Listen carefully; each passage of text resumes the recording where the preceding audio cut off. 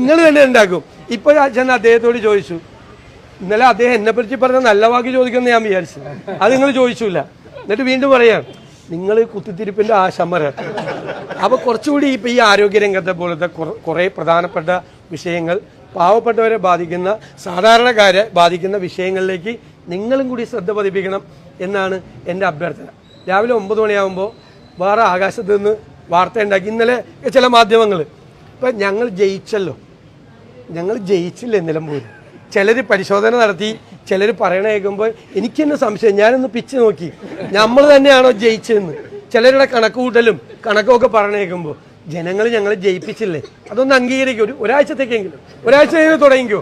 പിറ്റേ ദിവസം ഞങ്ങളെ ജയിപ്പിച്ച് പിറ്റേ ദിവസം തന്നെ പണിയായിട്ട് ഇറങ്ങിയിരിക്കുക.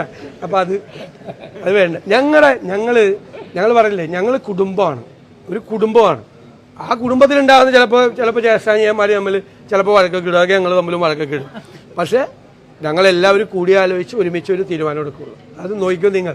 ഞാൻ ടീം UDF എന്ന് പറഞ്ഞത് നിങ്ങൾ എഴുതി വെച്ചു. നിങ്ങൾ പറഞ്ഞില്ലെങ്കിലും ജനങ്ങളുടെ മനസ്സിൽ